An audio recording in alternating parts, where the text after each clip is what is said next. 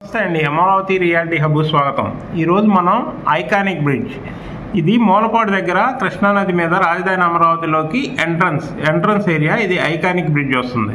ఎక్కడంటే కరెక్ట్గా మూలపాడు నుంచి ఈ కృష్ణానది మీద 4 కిలోమీటర్స్ బ్రిడ్జ్ చేస్తారు.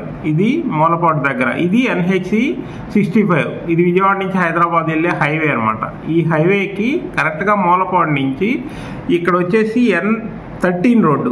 ఈ N13 రోడ్డుకి కనెక్ట్ చేస్తారు. ఇది N13ని ఇక్కడ ఐకానిక్ బ్రిడ్జి కన్స్ట్రక్ట్ చేస్తారనమాట. ఈ N13కి మంచి ఇది ఉంది, ఎందుకంటే ఈ కృష్ణానది మీద వేసే బ్రిడ్జి ఐకానిక్ బ్రిడ్జ్గా డిజైన్ చేశారు. ఇక్కడ సాయిల్ టెస్ట్ కూడా అయిపోయింది. ఇందులో వచ్చేసి 4 నమూనాలని డిజైన్ చేశారు.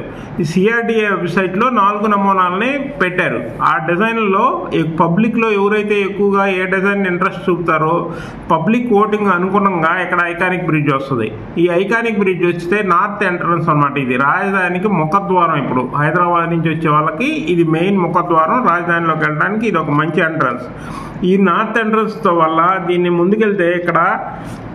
ముందుకెళ్తే తుళ్ళూరు దగ్గర ఇక్కడే ఇవి వస్తున్నాయి. హైకోర్టు, అసెంబ్లీ భవనాలు, ఐకానిక్ బిల్డింగ్స్ ఇవన్నీ ఈ ఏరియాలోనే వస్తాయి.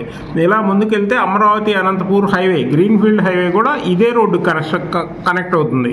అందువల్ల ఈ N13 రోడ్డు అనేది చాలా ఫేమస్ రోడ్డు అయిపోద్ది. ఇది చాలా పెద్ద రోడ్డు, ఫేమస్ రోడ్డు అవుద్ది. ఇది ఐకానిక్ బ్రిడ్జ్ కూడా దీని సరిగా వస్తుంది. దీనికి ఇంకో ప్రత్యేకత ఏంటంటే ఈ బ్రిడ్జి కానుకొని కృష్ణానది యువతల ఇప్పుడు క్వాంటమ్ వ్యాలీ అనేది కన్స్ట్రక్ట్ చేయబోతున్నారు. ఈ బోర్పాలెం దగ్గర ఇక్కడ ఈ N13 పక్కనే ఈ ఐకానిక్ బ్రిడ్జ్ దాటగానే ఇక్కడ చేస్తున్నారు. ఇది వచ్చేసి క్వాంటమ్ వ్యాలీ కూడా ఇక్కడే వస్తుంది. అందువల్ల ఇది మంచి డెవలప్ అవుతుంది. ఇలాంటి వీడియోలు మరిన్ని ఇన్ఫర్మేషన్తో మీకు చెప్తుంటాం. మా ఛానల్ని లైక్, షేర్, సబ్స్క్రైబ్ చేయండి. Thank you.